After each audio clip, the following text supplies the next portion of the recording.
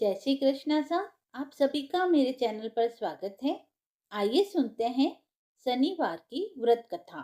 शनिदेव पक्ष रहित होकर अगर पाप कर्म की सजा देते हैं तो उत्तम कर्म करने वाले मनुष्य को हर प्रकार की सुख सुविधा एवं वैभव भी प्रदान करते हैं। शनिदेव की जो भक्ति पूर्वक व्रतोपासना करते हैं वह पाप की ओर जाने से बच जाते हैं, जिससे शनि की दशा आने पर भी उन्हें कष्ट नहीं भोगना पड़ता। शनिवार की व्रत कथा। एक समय की बात है, स्वर्गलोक में सबसे बड़ा कौन है कि प्रश्न पर 9 ग्रहों में विवाद हो गया। यह विवाद इतना बढ़ गया कि भयंकर युद्ध की स्थिति बन गई। निर्णय के लिए सभी देवता देवराज इंद्र के पास पहुंचे और बोले, हे देवराज, आपको निर्णय करना होगा कि हम में से सबसे बड़ा कौन है। देवताओं का प्रश्न सुन इंद्र उलझन में पड़ गए। फिर उन्होंने सभी को पृथ्वीलोक में उज्जैनी नगर में राजा विक्रमादित्य के पास चलने का सुझाव दिया। उज्जैनी पहुंचकर सब देवताओं ने अपना प्रश्न राजा विक्रमादित्य से पूछा, तो वह भी कुछ देर के लिए परेशान हो उठे, क्योंकि सभी देवता अपनी अपनी शक्तियों के कारण महान थे।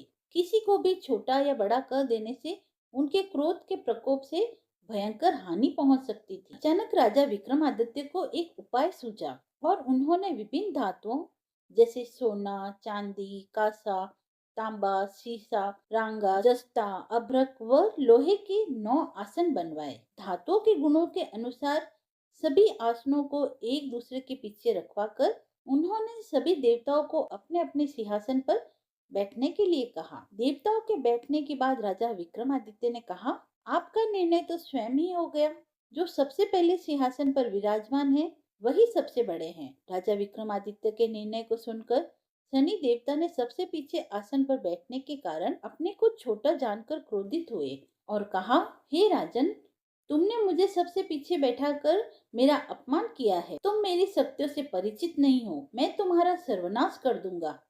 शनिदेव ने कहा, सूर्य एक राशि पर 1 महीने, चंद्रमा 2.25 दिन, मंगल 1.5 महीने, बुध और शुक्र 1 महीने, बृहस्पति 13 महीने तक रहते हैं, लेकिन मैं किसी भी राशि पर 2.5 वर्ष से लेकर 7.5 वर्ष तक रहता हूँ। बड़े बड़े देवताओं को मैंने अपने प्रकोप से पीड़ित किया है। श्री राम की 7.5 आने पर उन्हें वनवास हो गया। रावण की आने पर उसकी लंका को बंदरों की सेना से परास्त होना पड़ा। अब तुम सावधान रहना। ऐसा कहकर कुपित होते हुए शनिदेव वहां से चले गए। वह अन्य देवता खुशी खुशी वहां से चले गए। कुछ समय बाद राजा की 7.5 आई। विक्रमादित्य से बदला लेने के लिए एक दिन शनिदेव ने घोड़े के व्यापारी का रूप धारण किया और बहुत से घोड़ों के साथ उज्जैनी नगरी पहुंचे।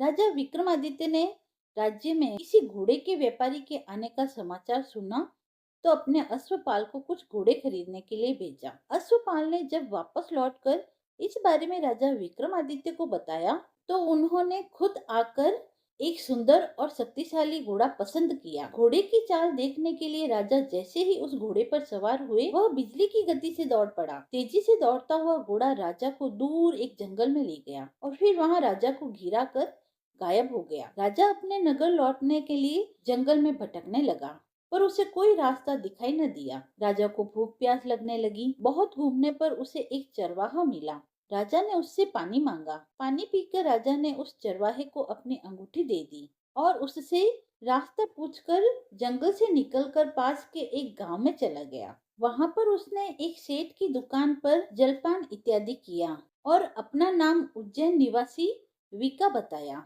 और कुछ देर वहां पर विश्राम किया। भाग्यवश उस दिन सेठ की बहुत बड़ी बिक्री हुई। सेठ ने उसे खाने पर आमंत्रित किया। राजा और सेठ खुशी खुशी उसके घर गए। राजा जैसे ही वहां पर खाना खाने लगा तो वहां पर एक आश्चर्यचकित घटना हुई। उस घर में एक खुटी पर एक हार लटक रहा था, जिसे देखते ही देखते खुटी निगल गई और थोड़ी देर में पूरा हार गायब हो गया। सेठ ने देखा कि हार गायब हो गया है तो उसने सोचा कि यह हार वीका ने चुराया है और उसने चोरी के संदेह में राजा को रस्सियों से बांधकर नगर के राजा के पास भेज दिया। राजा ने विक्रमादित्य से हार के बारे में पूछा तो उसने बताया कि खूंटी ने हार को निगल लिया है। इस पर राजा क्रोधित होकर चोरी करने के अपराध में विक्रमादित्य के हाथ पांव काटने का आदेश देते हैं।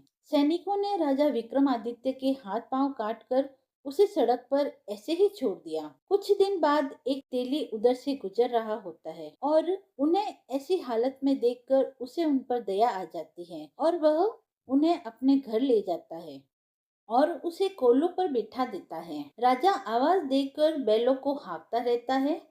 इस तरह तेली का बैल चलता रहता और राजा को भोजन मिलता रहता है। 7:30 पूरी होने पर वर्षा ऋतु प्रारंभ हुई। एक रात विक्रमादित्य मेघ मल्हार गा रहे थे। तभी नगर की राजकुमारी मन भावनी वहां से गुजरी और उन्हें उनका गाना भा गया। उन्होंने मन ही मन यह प्रण कर लिया कि वह उस राग गाने वाले से ही विवाह करेगी। उसने अपनी दासी को उन्हें ढूंढने के लिए भेजा। दासी ने बताया कि वह एक चौरंगिया है, परंतु राजकुमारी न मानी। अगले ही दिन उठते ही वह अनशन पर बैठ गई कि विवाह करेगी तो उसी से। उसे बहुत समझाया गया पर वह मानी नहीं। तो राजा ने उस तेली को बुलावा भेजा और विवाह की तैयारियां शुरू कर दी। फिर उनका विवाह राजकुमारी से हो गया। राजा विक्रमादित्य और राजकुमारी विवाह के बाद तेली के घर में ही रहने लगी। और एक रात स्वप्न में शनिदेव ने राजा से कहा, राजा, तुमने मेरा प्रकोप देख ही लिया होगा। मैंने तुम्हें अपने अपमान का दंड दिया है। राजा ने शनिदेव से क्षमा मांगी और कहा, हे शनिदेव, आपने जितना दुख मुझे दिया है उतना अन्य किसी को न देना, क्योंकि राजा होने के कारण मैं तो इतने दुख सह गया पर मेरी प्रजा इतने दुख सहन नहीं कर सकेगी। शनिदेव ने कहा, राजा, मैं तुम्हारी प्रार्थना स्वीकार करता हूँ। जो कोई स्त्री पुरुष मेरी पूजा करेगा, शनिवार को व्रत करेगा, व्रत कथा सुनेगा, उस पर मेरी अनुकंपा बनी रहेगी।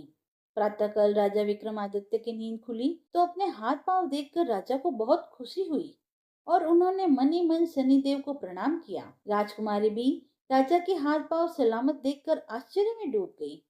तब राजा विक्रमादित्य ने अपना परिचय देते हुए शनिदेव के प्रकोप की सारी कहानी सुनाई।